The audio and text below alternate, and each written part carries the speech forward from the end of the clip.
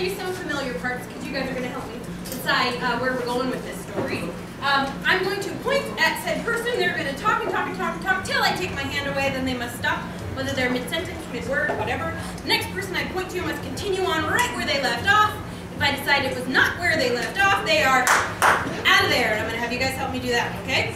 So what I need for you guys is give me your favorite childhood story, fairy tale, whatever. Thing you might read to your kid. Little Red Riding Hood. Little Red Riding Hood. Where the wild things are. Green eggs and ham. Goldilocks. Fox in the Hound. Goldilocks. Okay, perfect. I'm going to take Goldilocks, actually, and the three bears. We heard Goldilocks. We've got three blondes up here, so we're going to represent. All right, so instead of Goldilocks and the three bears, let's get a profession that somebody in here actually is. Give me your profession. Nurse. Anybody else? Anything else? Hotel manager. Freeloader! Alright. We'll take nurses. Okay, so this is Goldilocks and the three nurses, alright? So, say with me, this is chapter 1. Long ago, in a little town called Boise, Idaho, there was a very beautiful young lady named Goldilocks. And she was constantly ill. She didn't feel good when she woke up. She felt worse in the afternoon. By the evening time, she just felt downright crappy.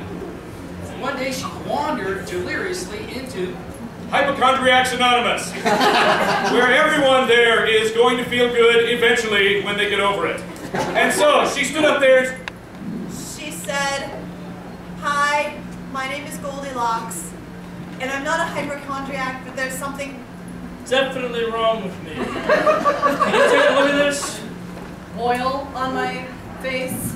And then three nurses stood up, and they came over and they said, "I can take a look at that." I won't, because I'm me. This is really gonna just not go well because it's going to pop all over the place and the pus will be horrible. And it's way too big. No, wait, it's too small. No, wait, I think it's just right to be popped. But your Medicaid is run out, and I don't think we can help you anymore. It's really unfortunate. That Barack Obama pieces mealed the healthcare system.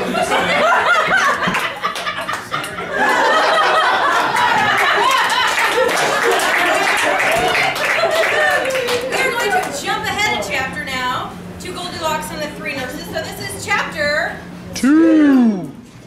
So as Goldilocks was in the hospital, she said, "See? I told you I was sick all over." Place. Look at my entire body is covered in cancerous boils and things. Nurse number 1, whose name was Bermuda, said, "You know, I can think of a story that would go along with this and help you feel better." Turn. But I'm not going to tell you right now because my shift is up in 5 minutes. And this story is going to actually take more like 5.5 minutes. So you're just going to have to wait if you survive until the morning. So, God willing. She waited and waited and waited with seat to like 4.5 minutes. And she said, "I could have probably gotten a shorter version of this if I would have started, but instead you just were quietly taking my blood pressure." So. She took out her smartphone and looked at the story her stinking self. was off by now, and nurse number 2, Rebecca, showed up and said, "Have you heard that story Bermuda told?" The one that made the hospital beds too big? Yeah, I just saw it on YouTube. It was awesome. And then I clicked over to this other one where there's a kid and he's keen on beef jerky. He didn't like the jerkiness so much as he liked the saltiness. Which was really weird because it sounded like... Oh, we gotta finish it, not start it. Oh, Allie is! We're gonna jump ahead to chapter 3. Years have passed and Goldilocks never did get better. Never, ever, ever. Fortunately, the third nurse of the group, whose name was Sassoon. came in and said, "Hey, good to see you. I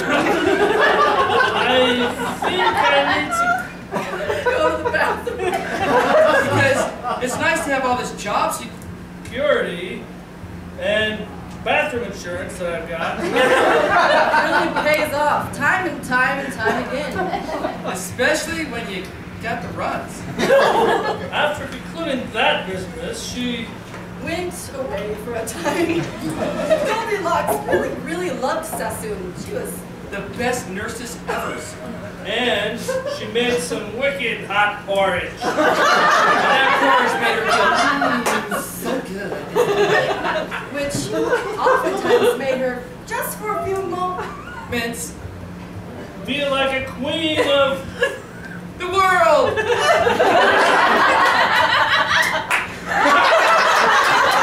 She would never let go of that dream. Never.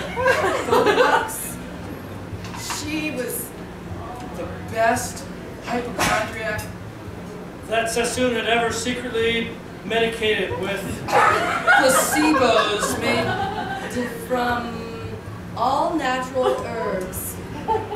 Herbs, you know, like, well, Mr. Herb and Herb Johnson and All the other herbs that could be mixed into a piping hot bowl of porridge.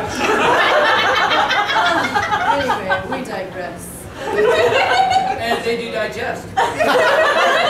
So there Sassoon was, eating her own porridge. Because she loved porridge. She was going to submit it into a Betty Crocker cook-off. And most certainly will bring home, The #1 prize. Of the universe. which is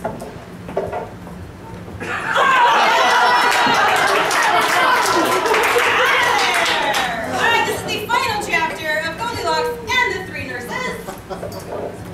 so when Goldilocks Woke up from her porridge-induced, slumber, she looked into the mirror and thought, wow, I grew a beard!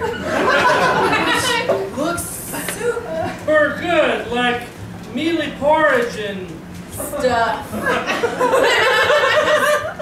Well, some of it was crusted up on her chin and cheek and mouth, like she'd been drooling. Oh, profusely. She was sleeping, which was probably the case. but you know, she felt like $1 million. And she looked like $1 trillion. And that was a fair compromise for feeling. The way she normally had. So she suited up and got ready to go out for the night. And who should appear on her doorstep? But a man that looked Suspiciously like. Doogie Howser. He said, I want to write You a love note. on my Commodore 64 That I will cleverly leave. the room while the screen populates itself. Anyway, we're not gonna get into the details. Come with me, dear. To Bermuda. Wait, I know a Bermuda. Wait, the place? Or the nurse. Are we going to Bermuda? No, we're going to the nurse's house. Awesome. I haven't seen her in 2 weeks. because she has been so Diligent in stopping by every fortnight. rested and Hungry for delicious porridge. that she tag teams cooking with The other ladies in my life. all seem to be nurses. They love me. I love them. There's so much love to be had. So Doogie put her in a bag. Took her Into the subway sandwich and full of porridge. on the side, because that's part of the new. $5 footlong. And after they got back into the bag,